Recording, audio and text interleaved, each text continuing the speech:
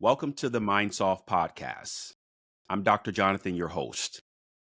The topic of this episode is challenging transition from education to employment.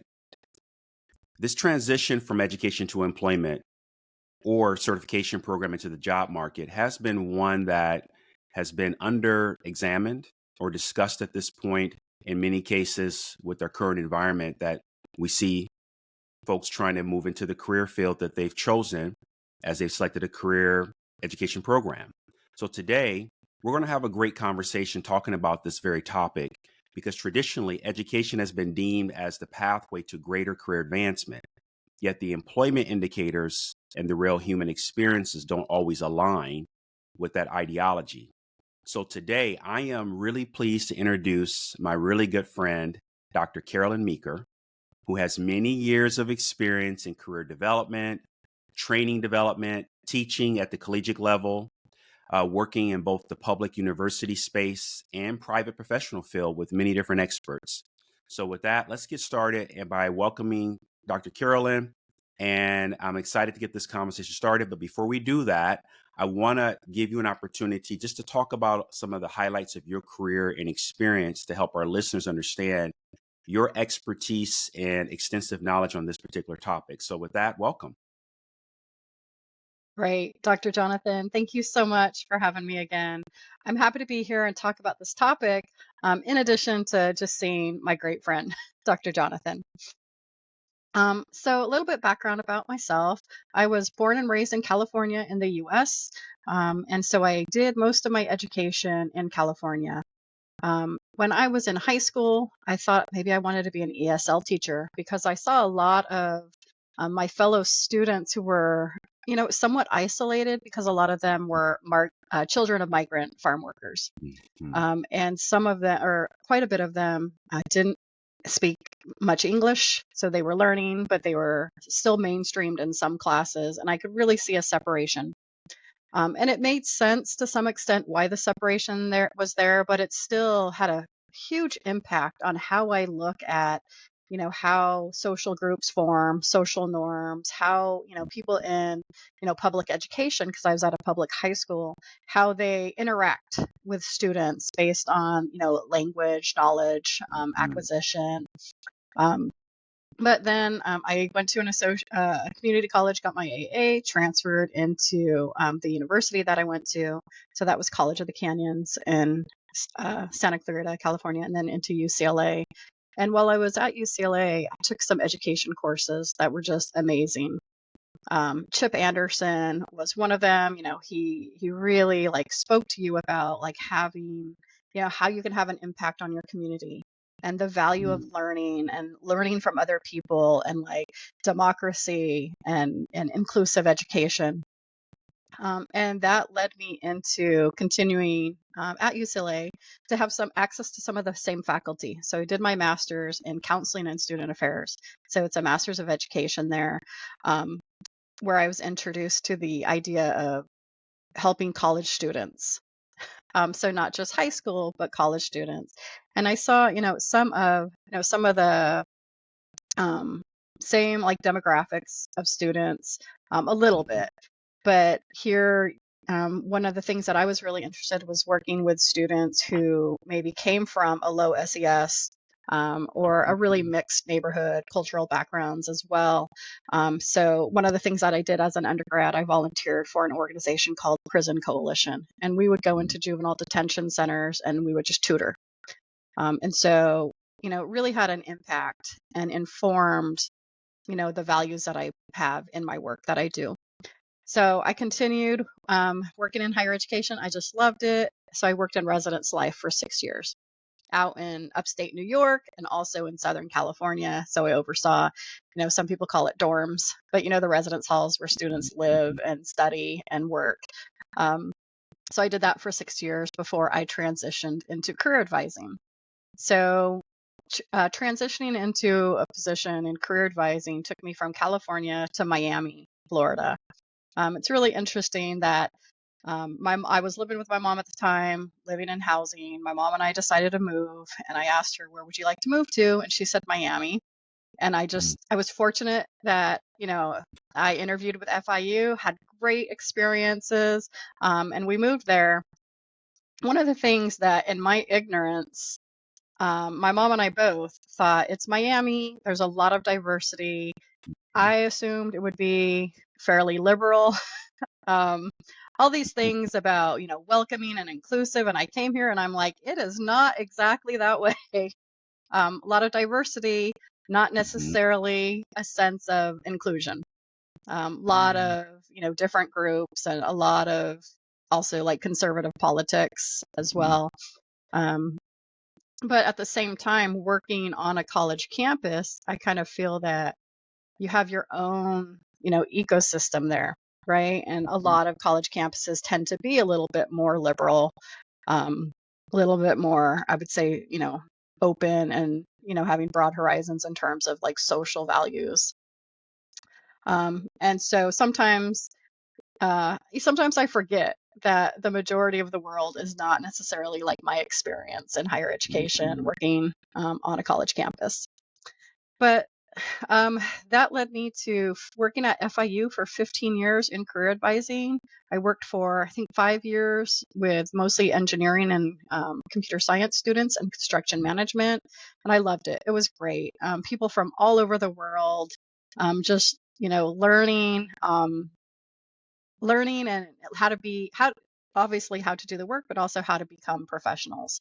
And then I transitioned to a new role at our Biscayne Bay campus in North Miami, and I saw a lot more, a wider array of students. And so while I was working in career advising, I got really involved in a couple of professional associations, so NASPA and ACPA being two of them. And those are both organizations that are for professionals and students as well who work in student affairs or college advising. So that way I got one of the organizations that I got involved with, or the sub organizations, was the NASPA Student Career Development Knowledge Community. So that was like a small group of professionals from around the US who would plan educational events, conference sessions, online webinars to help other people who work with college students to do our jobs better. So so I really enjoyed higher education. I ended up leaving because as much as I loved it, I also started doing some committee work and mentoring for colleagues. So adults that were doing similar work to what I was doing. And I just loved it. So I'm like, you know what? I want to look for a job where I can help help welcome adults into their environment. So I transitioned into corporate training. And so when I left higher education, my first job was at a law firm, and it was great. I really enjoyed the work, learning about a new environment, working with a lot more, I would say maybe leadership collaboration, IT, HR, kind of being a business partner to help, improve new employees' onboarding experience and understanding our case management system, how to use it. And then from there, I enjoyed the work. I liked my team, but I kind of missed that community, that sense of community that I had in higher education at the college level. And so I decided to kind of look just to see if there was anything really exciting out there. One of the best places you can be if you're job searching is to not be like, oh, I hate my job. I hate my boss. I need to get out of here really fast. But to have some time to be, you know what, I'm okay where I'm at now, but I'm looking for something that will give me a little bit more, or that I can give a little bit more too. So I ended up applying for a job. And after a fairly lengthy hiring process, I accepted a position, which I started recently at NYU Langone Health, but down here in Florida. And I love it. It's been great so far. And so that kind of gives a little bit of background into, my desires when I was in high school and how they changed a little bit, working with college students, working with adults. And then I still teach internship classes at FIU. So I still have that connection to, a university. But and now I suppose my new position is also connected to a university, but I'm Mhm. working with adults doing training. That is outstanding.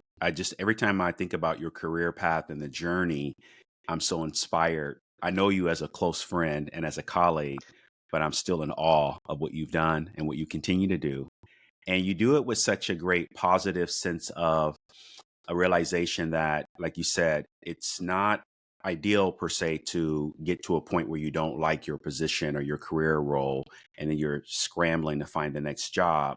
But it's really about thinking about what can you do more or where you can offer more and not holding yourself to limitations. And so that's one of the hallmarks of what I've known about you, Dr. Carolyn, that I most appreciate. So thank you for sharing that extensive background. Absolutely. Yeah, one of the things we might get to this in a future question, but something that you Yeah. just said struck a thought is, in hindsight, I don't regret anything. I am very happy with my Mm, career path, the friends that I've met, the things that I've researched, but it wasn't very strategic. So if I was someone who was of a mindset that I have a plan and this is where I want to be, mm, I would have done things a little bit differently. mm, So that's one of the, I think, pieces of advice that we'll probably discuss more about or more later is if you have specific goals, if you want to, if you're someone who really likes, mm. achieving, certain milestones, be a little bit more intentional than I was. Yeah, yeah. Well, and also bodes well for what we call in mindfulness the beginner's mind, being able to see things as if you're seeing it for the very first time. And that is less strategic. That's a lot more sensory, a lot more in the moment, being present and being available to new things. And so you've been able to do that. So there's some benefits to different ways of doing it, right? So we're going to get to that with some questions for sure. I know that. So here's what I want to do. I want to transition us a little bit and I like to offer on the MindSoft podcast a little bit of data context in terms of the questions I'm asking when I have a special guest like yourself. So I'm going to start with talking through a couple employment indicators that I think are important to note. And the first I want to highlight are coming directly from the National Center for Education Statistics. So here's some recent reporting that I think is really important to note. In 2023, some 80% of 25 to 34-year aged employees, their data represents that their employment rate was higher for those who had higher levels of educational attainment. For example, anyone who was in that age range, that demographic, who had a bachelor's degree or higher, were employed at a rate of about 88%. That's pretty high. So, almost 9 out of 10 of those constituents were employed. On the lower end, those who had and completed high school but not gone on to post-secondary education were employed at a rate of about 60%. So about 6 out of 10. That's not great. That's not bad, but it's, again, it's clear that more education correlates with higher employment based upon this data. Now, what's also interesting to note from this reporting is that the overall employment rate being higher by gender. No surprise, right? So 25 to 34 years of age males were employed at a rate of about 85% compared to female counterparts at 60 or 76%, excuse me, in 2023 last year. The difference in these employment rates between the males and females is what we traditionally call the gender gap, right? We still have that phenomenon where we're seeing men or males being employed at a higher rate than their female counterparts. And the gender gap has existed at each educational attainment level, but it gets smaller the higher the educational attainment. So when we go from bachelor's to master's to terminal degrees, doctorates, and so forth, that gap becomes a little thinner. So that's something that's really important to note that, you know, the argument can be made, and it is being made right now in a highly, political discussion, socioeconomic discussion space around employment, that we still got some opportunities there for employment of those who are going on to pursue higher education. Now, to compound that, when we look at some of the reporting from the Economic Policy Institute, talking about unemployment rate for college graduates, similar demographic, looking at the ages of 21 to 24, there's been reporting that there's been a nice recovery per their reporting of more than 2.5 times faster in the aftermath of the Great Recession that we experienced in 2008, 2009. So that's when the market crashed. I remember that time in a really significant way. I was in the financial services industry and I was like in the thick of it. So I saw, banks failing and things, going really downhill fast in that time period. So there's been some recovery since that. That feels like ages ago. However, the unemployment rate more recently has recovered at a rate even faster, it seems, is what's reporting since the pandemic in 2020, but not fully recovered from the original unemployment rates that took place in the Great Recession. So we've got this long span of time between 2008 to 2020, right? A matter of wide range of years that unemployment has been a big impact on those who are deemed the traditional college graduates, right? Those who come right out of high school and go right on to college and get a 4-year degree, that there's still some unemployment issues that we're trying to dig ourselves out of in the employment labor market. And then furthermore, which I thought was interesting, is that young college graduates have experienced a 2.2 real wage growth between February of 2020 and March of this year. Now, the wage growth is a good sign, a good indicator, but we all know that one of the arguments is that inflation has moved even faster than wages have moved. So it's kind of diluted by that effect. And then the last point that I want to call out, which can never be can never be over-examined, I should say, is that the racial and gender gap remains large even among college graduates beginning in their careers. On average, women are paid $5.30 less per hour than male counterparts, while also Black and Hispanic workers are paid $3.24 to $2.07 less per hour, respectively, to their white counterparts in the working force. So we've still got some gaps by gender, by race, ethnicity, and employment. And so there's still some people who are feeling the effects of going to school, taking a degree program, studying to earn some additional skills and capabilities, and still fighting to try to get equity in their pay and their employment rates. So I say all of that just as some background context, that even though there's some economic and financial indicators that we can say, oh, these are looking more favorable headwinds, the real experiences of people that I talk to and I hear from is that they're still struggling. There's still some people out there who are saying, I'm feeling the stress of, I'm about to complete my degree program, or I'm considering going into an education program, and it's a major investment that might indebt me to thousands of dollars. And how do I justify doing that if I don't know for certain that I'll have a job waiting for me or a career industry that I choose to go into available for me to work, just to be able to take care of my family and myself. So there we have it. I want to get right into the questions with Dr. Carolyn because I'm excited to hear her thoughts. So the first question I have for you is to just talk about, in your experience, which is pretty extensive, what are some of the common stressors you've observed higher education graduates experience as they transition from that excitement about graduation to seeking employment? Great. Thank you so much, Dr. Jonathan. And such a great question to start off after those statistics that you gave us. So in terms of stressors, some of them will be across the line, right? Finding a job, doing that job search process, especially if someone is not sure what they want to do, right? It sometimes, well, often I would say things will be easier to look for if you know what you're looking for, right?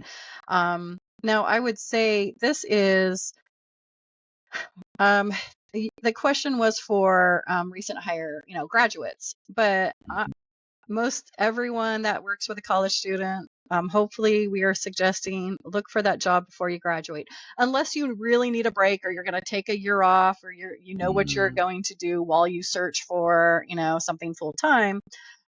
Job search before you graduate. some of the best programs that I've seen students involved in or enrolled in will have courses that focus on their career search. They're, either the semester before or maybe 2 semesters before they're graduating. That help them, give them guidance and structure for their job search, networking, informational interviews. Hopefully they've already done some internships before their last semester as a college student. But also some of the things that people don't think about is knowing how to negotiate a salary. We'll have some students who are like, hey, like Carolyn, I got that job, that job I interviewed for that we were talking about, they offered me the position. But now they offered me a certain amount of money, but can I ask for more? How do I do that? And some people don't know that if you're offered a full-time job, well, this is in the US, and right now I'm talking specifically about people who have work authorization in the US as well. International students have additional challenges. But so they don't know that, oh, you're going to be offered, if it's a salaried position, benefits. You're going to have to sign up for healthcare. You're going to have to sign up for how much taxes, do you want to be taken out of, additional taxes do you want taken out of your paycheck, et cetera. And so the full benefits package is something that some students aren't aware is even a thing. Now, if there's any kind of bonus, or if they're applying for jobs that are like commission based or bonus plus, those are other things that sometimes can be negotiated, sometimes cannot, but you can always ask. And then if students are fortunate in that they have a support system, maybe their bills have been paid, they've been living at home, or in a place where they provide all that, if they can stay, then that's one thing. But if they are expected to leave, or if they need to leave, now you have a full-time job, or you have to relocate and they're paying their bills now, for some people that's a big adjustment, especially if they haven't, whoever their parents or family or whoever was caring for them hasn't had an opportunity to educate them on financial capability, money management, things like that. Now, one of the things I had mentioned was for international students. I don't think the scope of this conversation can really cover all of the issues that international students face as well, but know that they have additional regulations that they have to follow for the government. They have to stay in compliance, and it's they can work while they're studying, as long as it's related to the major that they're studying. They can also work after they graduate at least a year. People in STEM can work for I think an additional 17 months, but they're not guaranteed a job. Even if a company really wants to hire an international student after they graduate to do sponsorship, a company is not guaranteed that they will be allowed to sponsor an international employee. So there are other regulations as well. I know that I think another part of that question was what resources are out there. So internships, I'll get back to internships in just a minute, but Career Center, faculty, other students, alumni are great resources. Professional associations, mentors, and mentoring programs through professional associations. You can often students can join professional associations, usually for a much lower rate than the professional membership cost to join. And usually that student or recent graduate rate will persist at least a year after graduation. Now, in terms of internships, I wanted to come back to that because Dr. Jonathan, you talked about the wage gap for gender, for race. You find that in internships as well. I don't have the data in front of me right now, but I know that recent research on internships by the National Association of Colleges and Employers, NACE, showed the same patterns for internships, unpaid versus paid.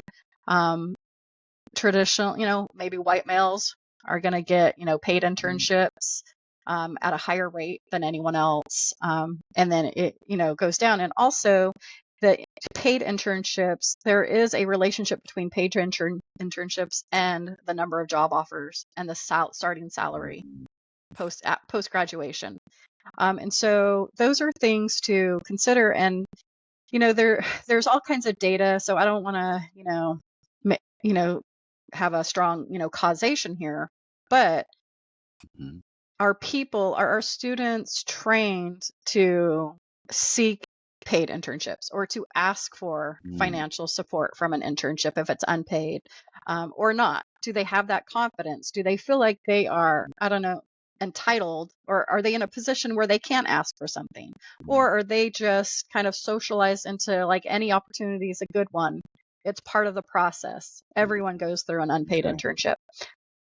It's also based on major, because where I was at Mm. before, like our College of Business would not post an internship that was unpaid, Mm. and Right. other career centers would be like, hey, you know what? It's a great opportunity. Maybe for whatever reason we can accept it.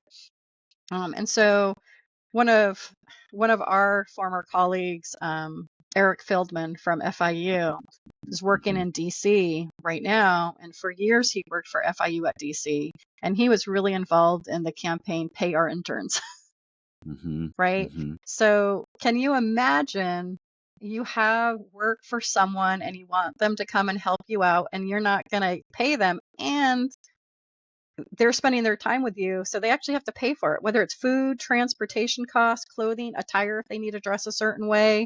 Um, so sorry. So that's, you can tell that's something that I'm really Yeah. passionate about, right? Yeah, At I can least see don't your make them passion. pay to work for you. Yeah.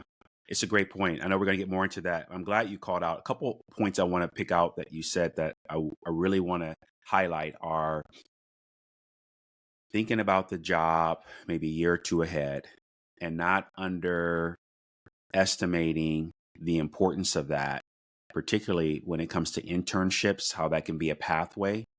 And also, I think it goes without notice many times that internships come in one package in one form for those who don't have your knowledge and experience. They think that it has to be unpaid.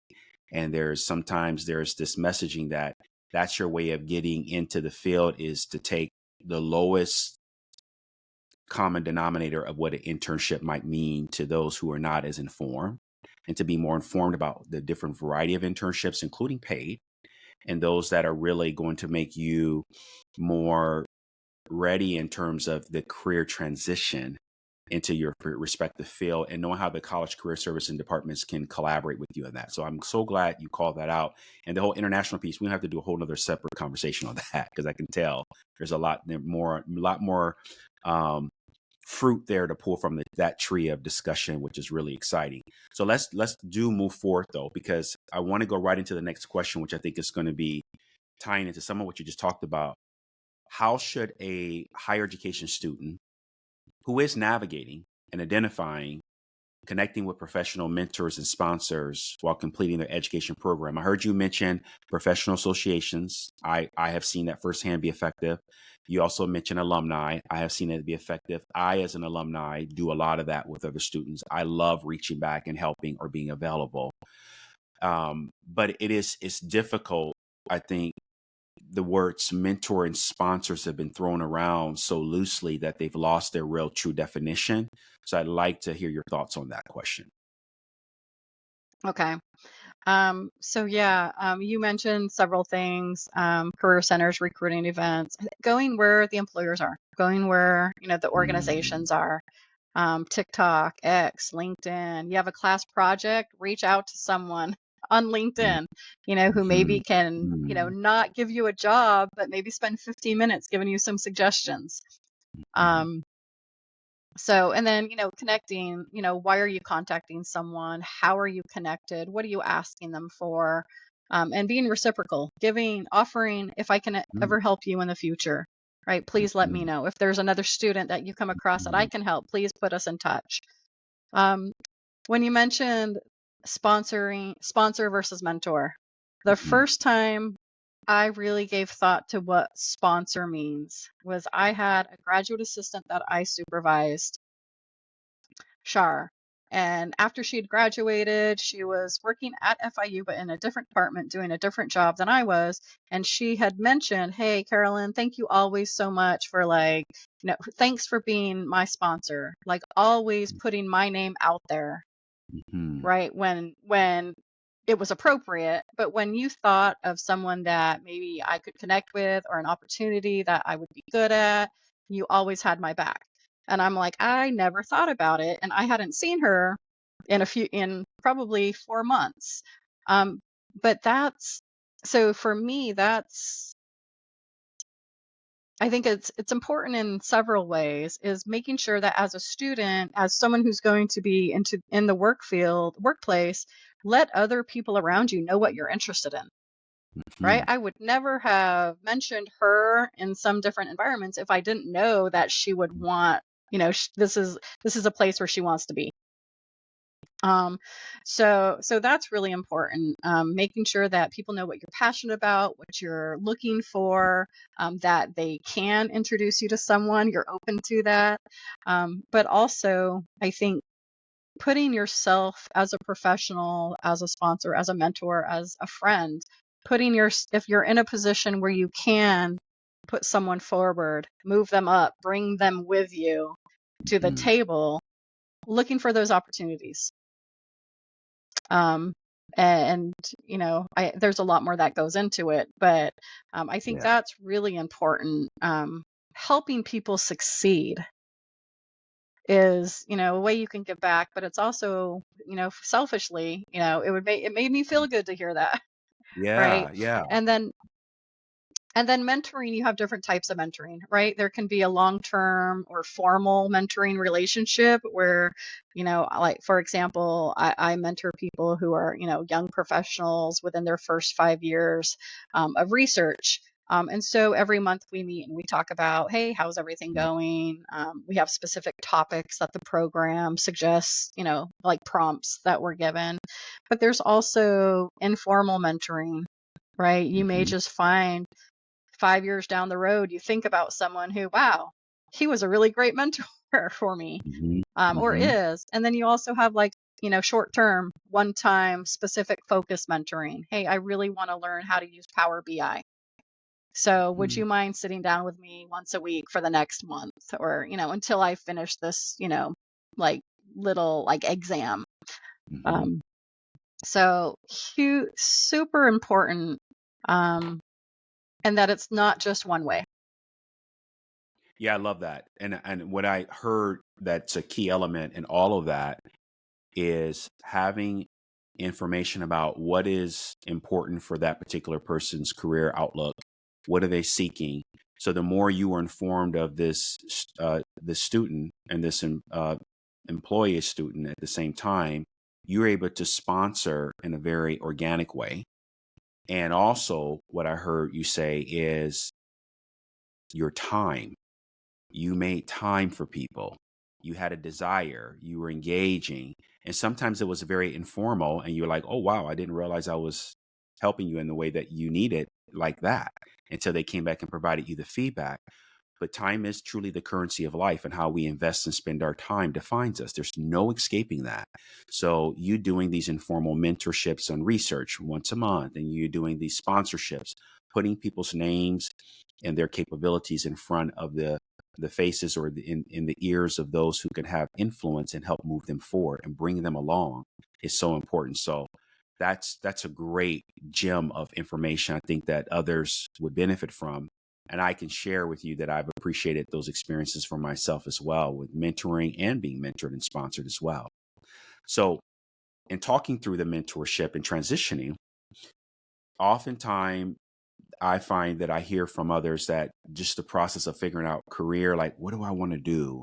So, I'm curious to know more about what career research advice would you give someone in very different circumstances, in terms of starting a new higher education program.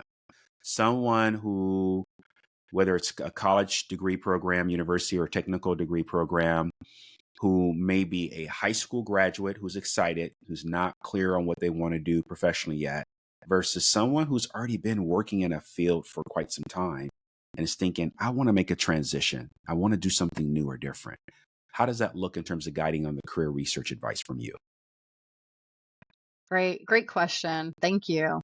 I'm going to say there's probably going to be some parallels, whether Mm. you're, Mhm. fresh out of high school or graduating soon and transitioning. Um, but let's start with, maybe a high school student, someone who's Mhm. graduating. I would say consider if this might be a good time to start fresh. Mm. Right now, I know that's not possible for everyone. Some people are tied to, what everything that's happened before. They have certain maybe responsibilities, Mm. or things that they think are responsibilities, um, and or certain relationships that they want to maintain. But it could be coming to college or starting a new career, could be a fresh start, right? Making some new friends. Maybe I know there are some programs that really like to take older students, people who are maybe transitioning or have already Mhm. been in the workplace for a while, because they're like, okay, so you did some college or you have some work experience. Now you're here because you really want it. It wasn't just the next thing, or it Mhm. wasn't just something that Mhm. you had to get done and check off. Um, so look for opportunities to, I don't know, kind of not reinvent yourself, but add something new, right? There's an expression that every time I hear it, I'm like, yeah, I can kind of see it, but not really. It's like you made your bed, now you lie in it. And I'm like, Mhm. no, like you made your bed, go make it again, right? You can change the sheets, Yeah. right? Um, So I would say, create a personal board of trustees if you don't already have one. People Mm. that you go to, they're your team. They got your back, right? And it could be maybe I have someone on my personal board of trustees that I go to for financial advice or Mhm. career advice or spiritual advice, or I really, care about, I don't know, like giving back service. So you have someone that you go to for that, who can maybe tell you, like give you some advice, but also you can bounce some ideas around and maybe they give you candid feedback Mhm. about, hey, I Mhm. just experienced this thing and I don't really feel good about how I engaged or interacted.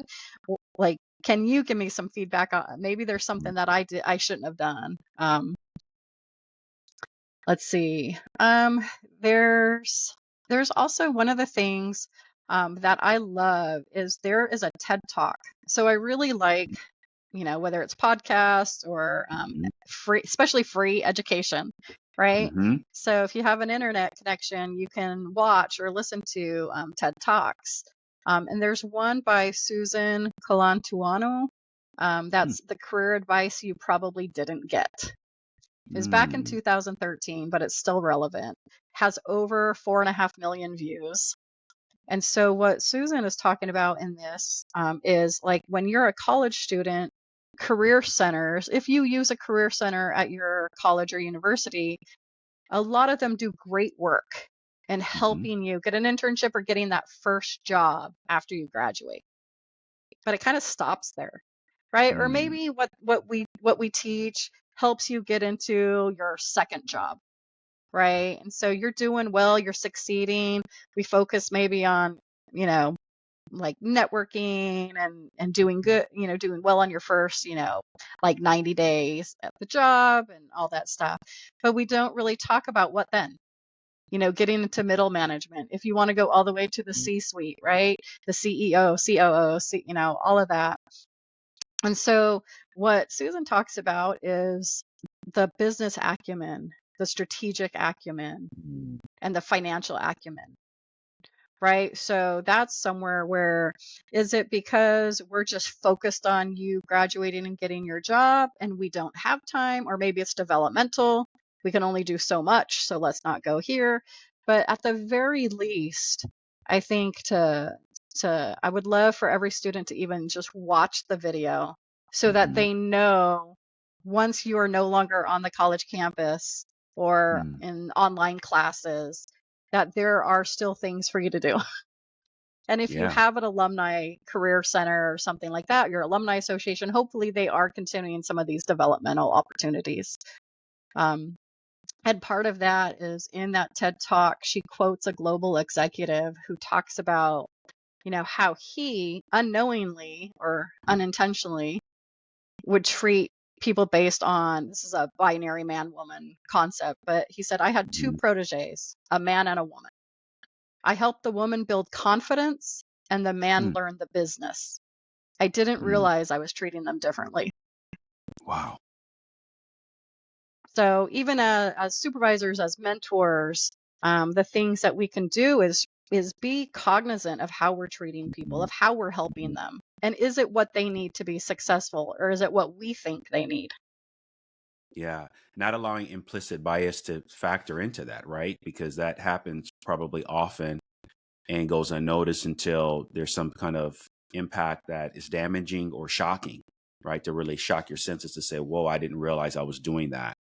And so I really appreciate that point you made about, make your bed again too, is that this renewal or restorative process of looking at your career and doing your research is not just in one way.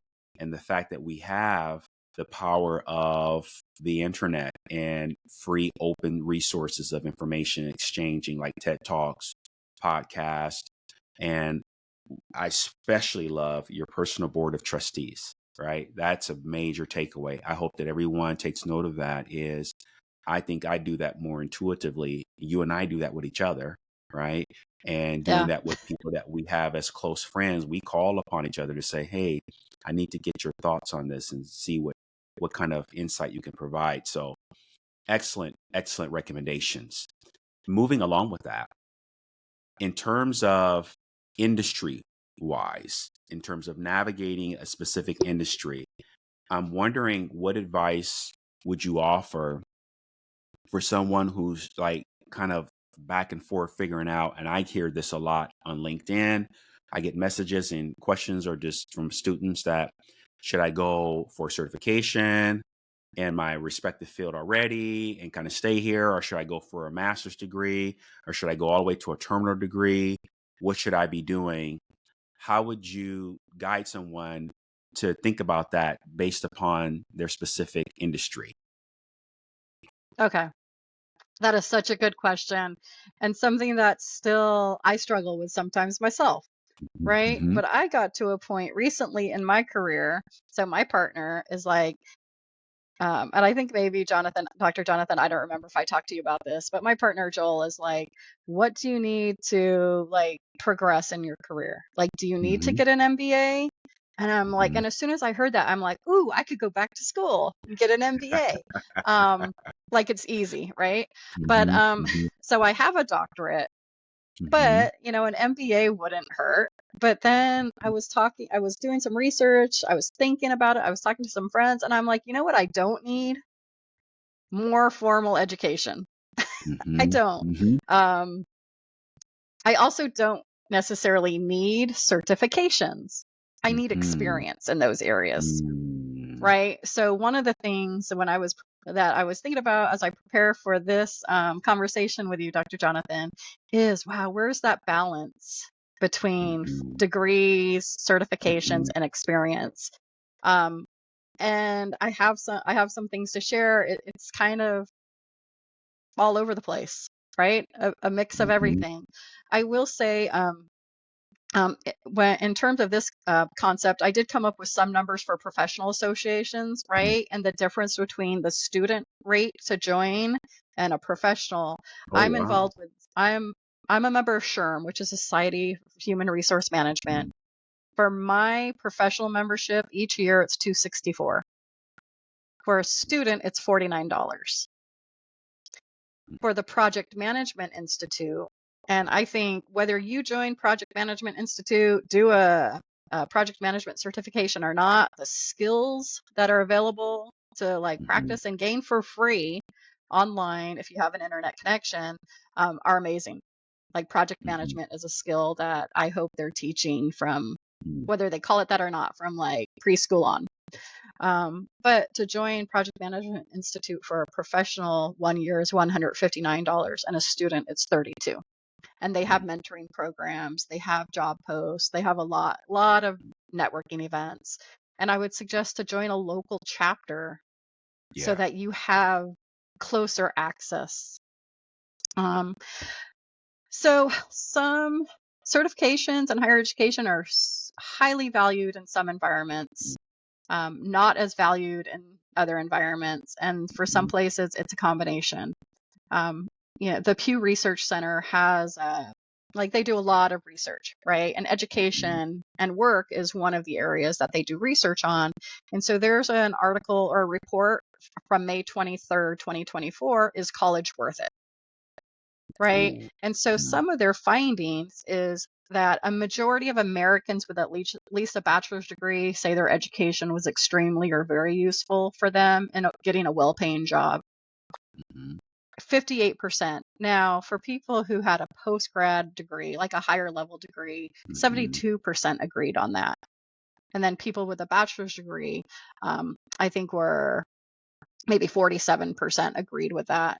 And then adults with less education, their reviews are more mixed, or their feelings about it.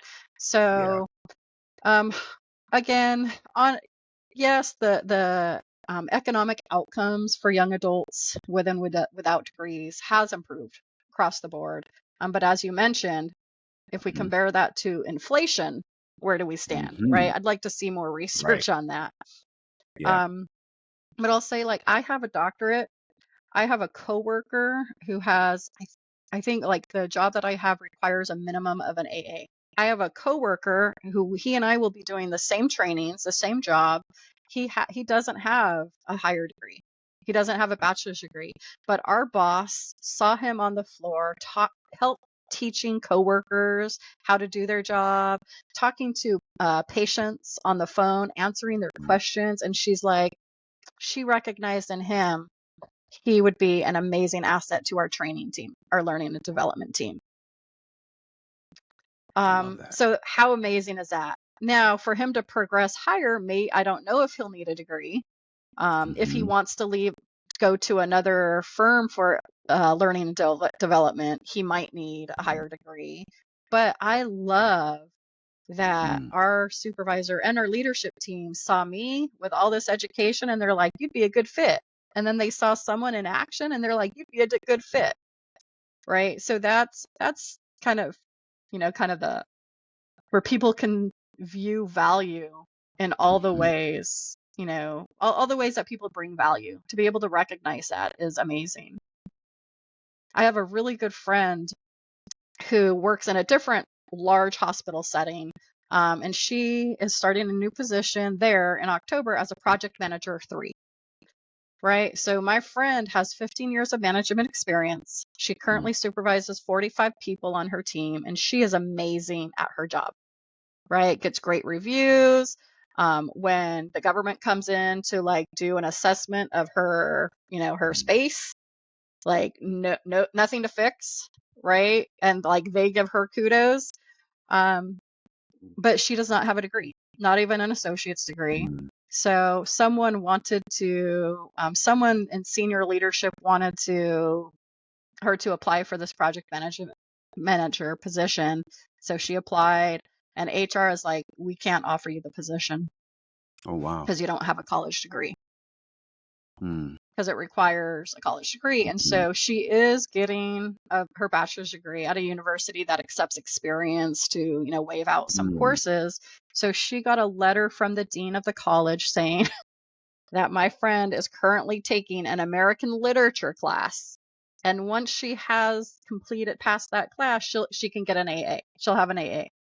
And so HR was able, after a month and that letter, HR was able to do whatever they needed to do to offer her the position. But she knows she has to do the AA. And then in order for her to move on in the career path she wants at this place that loves her, she's going to have to get a master's. Wow. So it's, I see it. I see the value, and I understand why they do believe the education is important. Hopefully the program that she'll do is going to give her hands-on experience. I think it will, because what she's looking at, I think, is like healthcare informatics or something like that. She'll be doing data analysis and stuff. But so yeah, I feel like I got off topic. No, you actually answered another question that I was going to ask you next, and I want to just kind of tie it together. Is that it is a bit of a mix, as you talked about it, right? Is that it really depends, and I know that's not the ideal response that most want to hear a definitive answer about, what should I do depending on my industry, but you can't really make that declaration because everyone's situation is unique to them. And I appreciate you talking about the associate that your supervisor saw making contributions and adding value because of his knowledge and his aptitude to teach and to train and help others, right? So that's something that is not required as an output of getting an educational degree program completion. That is something that a person can bring to their own experiences in their work. And then on top of that can be complemented by education, whether it's a certification, whether it's an AA, or going on for a bachelor's or a master's degree. So that really rang true for me. And I've seen that. And I also appreciate what you stated about multiple times since we've been having this conversation, that if you have a Wi-Fi connection, I'd assume that everybody has Wi-Fi connection, but if you do have it, there's this open source of learning and more degrees for someone like you and myself who've had probably more school than we probably should have taken on because we just love learning, and we have to kind of slap our own hands and say enough already, right? Enough Yes. degrees, enough certifications. That experiential learning and practicing and doing work with people and learning together has a very valuable way to help move in your particular industry of choice. And so there's multiple ways to do it. And it's not to say we need to knock getting more education if that's what someone wants to do, or we need to knock someone's experience and work, but value both, right? The genius of the and is that both of them can be very valuable together. So that really came through. So I love the way you responded to that question. So I'm going to go to a next question because you covered a couple really good. And this is one that I really have found that has caused a lot of stress for people that I talk to daily. A lot of my patients, a lot of clients that I consult and coach, is this emergence of frequent corporate reorganizations, industry shifts, integration of generative AI into the workplace. There's a lot of dynamic technological advances and amazing things that are happening. But at the same time, it's pretty scary for a lot of people to figure out, where do I land with all this shifting and movement? So I'm curious to hear your thoughts on, you know, what would be the advice that you would give someone who's fearful of losing their job or their entire career because of these kind of changes? Yeah, that is a great question. And I've seen so much education being put out about particularly AI, whether it's ChatGPT, Mhm. Copilot, whatever it is. I'm going to start that answer with actually some crowdsourcing that I saw on Reddit, right? Mhm. So a Mhm. computer science major had put a question out there: what percentage of what you learn in college do you use on the job? Mhm. And so two of the responses that I thought were pretty insightful and like informs, the question that you just asked. One response was: the goal of a university education for the student, as opposed to a trade school or boot camp, is to produce students with a broad enough skill and knowledge base that they can easily adapt to a broad range of possible jobs in their vague area of study. Mhm. And then someone added on to that. They said, I'd go even further. Their goal is to endow students with broad knowledge about the subject matter for the sake of it, with job applicability being a secondary consideration, if at all. Now, I Mm. know that there are some programs that we are teaching you the programming language and you're applying it to a project, Mhm. Mhm. right? So there are some that we're doing it right then and there. But I really like the response for ideally, a college degree, the bachelor's degree is teaching you, a little bit teaching you how to learn, Mhm. teaching you, giving you that broad knowledge base, and then you can maybe specialize or learn more on the job through on the job training, um, through a certification program if Mhm. that's what you choose to do. Or through a master's if you're really going into a specific area and you need that advanced degree. But I would say with this, be versatile. Think about, you don't want to embrace every new fad that comes along. Mhm. But if you're strong in what you do and you understand the purpose of it, the how to, the resources that go into it, try to find connections between your work and other areas where maybe you can have a transition from one to another. I would say make connections so that people know you see the connection between maybe the department you're in now and the department that they're in. Maybe Mhm. if you have an opportunity to work on projects, cross-team projects, do some of that. Um, and as much as possible, if you see something coming, such as AI, like integrate it into your work if possible, or Mhm. even not into your work, but maybe into your, I don't know, personal life. If you like become well versed in it, so that Mhm. you understand the conversations that are having. I would say with AI, for example, is again, as long as you have an internet connection, and maybe depending on what country you're in. I know in the US, we have a lot of access to things, but I started using ChatGPT maybe maybe a half a year ago when I saw that it wasn't going away and people were talking Mhm. about, Mhm. plagiarism and students using ChatGPT to write their, essay papers and stuff like that. And I realized it's staying. So if I'm teaching my class and I assign an essay, like just note that people are going to be using ChatGPT. So how can I update my instructions, my expectations so that Mhm. if they use it, I still know that they're taking that information and applying their own knowledge to it. And so Mhm. use it as a resource. Like I think on a research paper, if someone uses Wikipedia to brainstorm a topic or get some ideas, Mhm. great. Cite it, use it as your reference, but then I want to see what you do with that. And you can't use it as a primary source. But I love Mhm. that you're using it because it's out there. Just like I used Reddit. Mhm. I referred to Reddit earlier. Mhm. Um, so I guess that's a long way of saying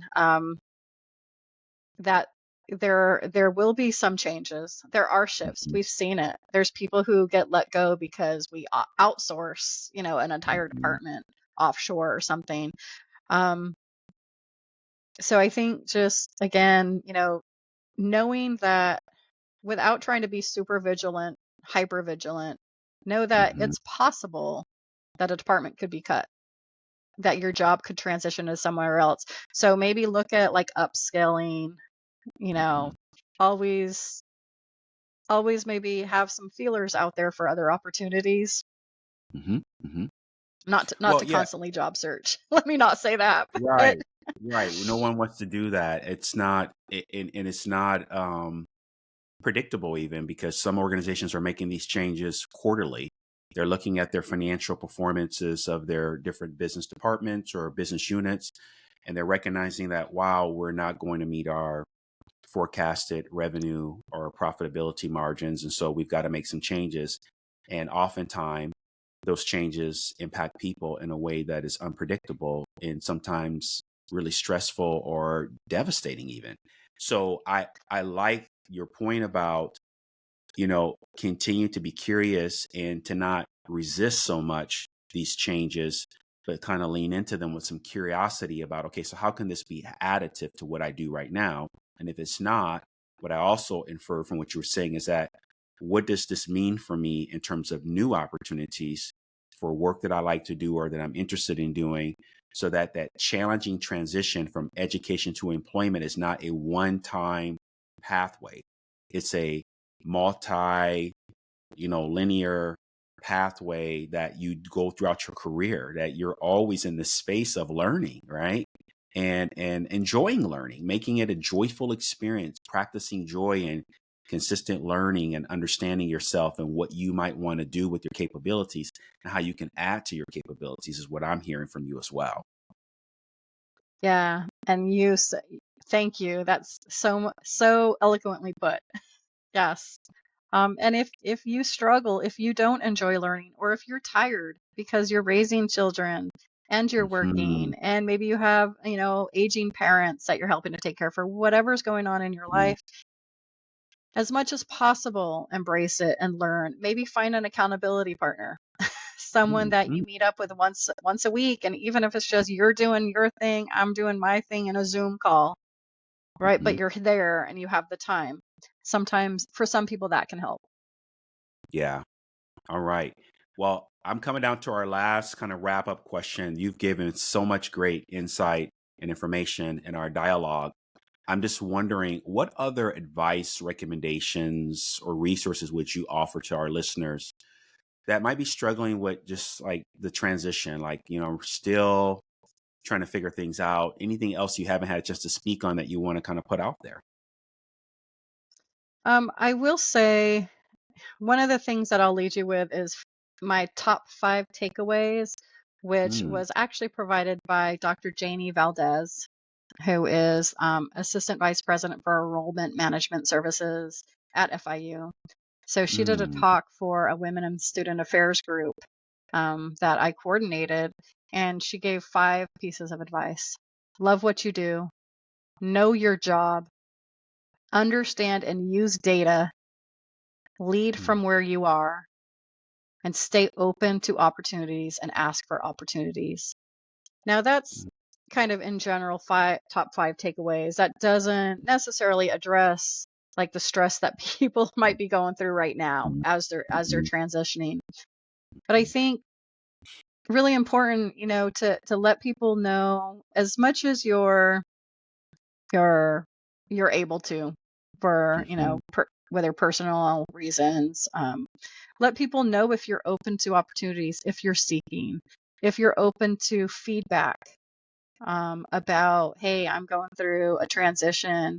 Is anyone, has anyone been through that, willing to talk to me, give me some tips, or even just encourage me based, on your experience. mhm, Um, so yeah, just really letting people know if you're on LinkedIn, putting that open to mhm. work button up Yeah. there if Yeah. you can, right? Hmm. If you're at a place where you can do that safely.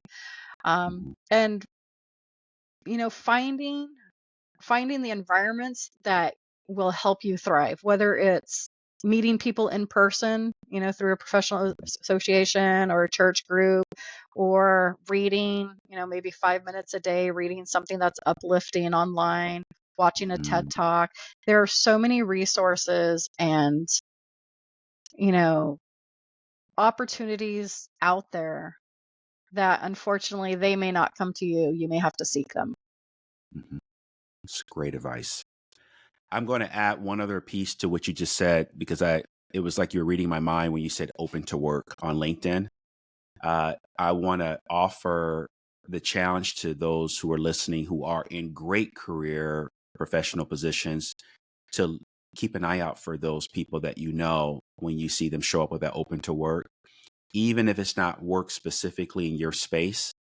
Reach out to them and see how you can help them. I had the privilege of doing that more than once. And recently, I had a former work associate that was out there, and I was able to reach out, and created an opportunity for us to have a dialogue and for me to offer some value and make a connection with someone else that I know who's a wonderful person. So it was like, for me, it was just the instinct in myself to want to connect and help. But the joy that I gained unexpected was knowing that 2 wonderful people were able to connect because I was able to see that was more than anything I could even estimate in value from just a human connection. So I'm glad you brought that up, that we can do that on an ongoing basis. Pay attention, observational awareness, which is a mindfulness practice. So I want to just end with saying, Dr. Carolyn, thank you so much for the many incredible things you're consistently doing every day in your life, both professionally and personally. I have seen you firsthand work with people and uplift them. You refer people to me to talk to about career and financial capability and their research.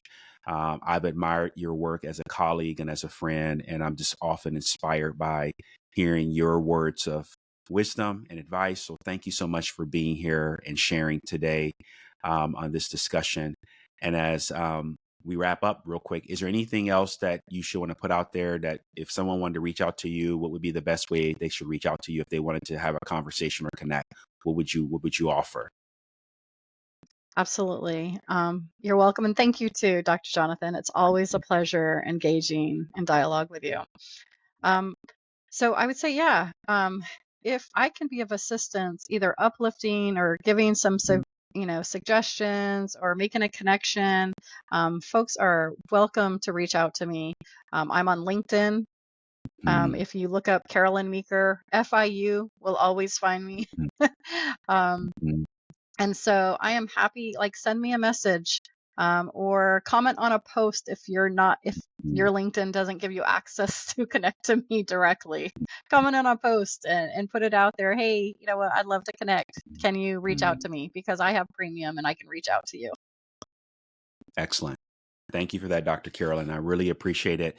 So as we wrap up, I just want to invite the listeners that have had an opportunity to listen today to subscribe to this podcast. Check us out on our YouTube channel, on the MindSolve YouTube channel as well, to stay updated with upcoming episodes. I hope this was helpful. And even if it was helpful to you and inspiring in a way that you hadn't considered, feel free to share it with others that might benefit, that you believe could gain from this information. But with that, I invite you to be mindful and to choose joy. Warm regards. Thank you. Love it.